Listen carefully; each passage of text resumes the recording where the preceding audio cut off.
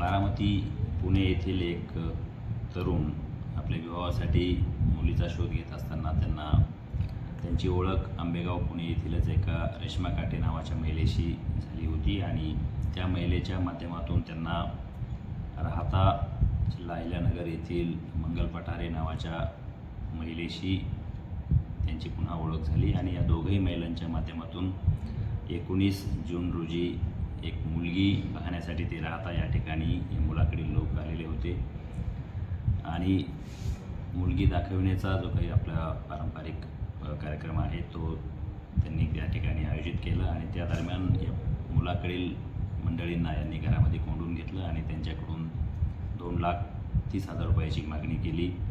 त्याशिवाय जी काही मुलगी दाखवली ती मुलीला आई नाही किंवा तिचे वडील दारू पितात असे वेगवेगळे कारणं त्यांना सांगितले। त्यांनी जेव्हा चौकशी केली मुलीची आई कुठे आहे, मुलीचे वडील कुठे आहे, तर याबाबत त्यांनी जी काही माहिती दिली त्यावरून या मुलाकडील लोकांना देखील त्याबाबत संशय आला आणि त्यांनी आम्हाला आपण आधी कोर्ट मॅरेज करून देण्याचा आग्रह यांनी या महिलांकडे धरला आणि त्यावरून मग त्या महिलांना समजलं की आता या मुलाकडील लोकांना सर्व काही वस्तुस्थिती समजली आहे, म्हणून त्यांना कोंडून घेतलं आणि त्यांच्याकडे पैशाची मागणी केली।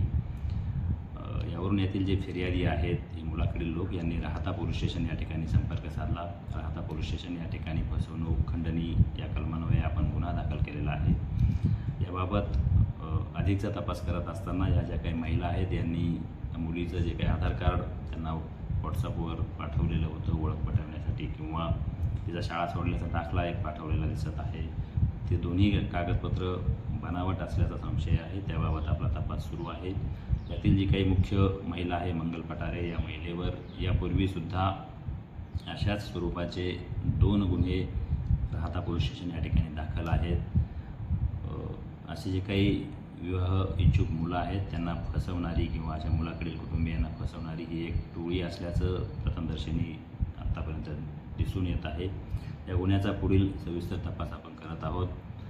राहता परिसरामधील किंवा अन्य परिसरामधील सुद्धा जर काही असे फसवले गेलेले कुटुंब असतील तर त्यांनी राहता पोलीस स्टेशन या ठिकाणी किंवा संबंधित पोलीस स्टेशन या ठिकाणी संपर्क साधावा, जेणेकरून त्या अनुषंगाने गुन्हे दाखल करून त्याबाबत देखील तपास करता येईल।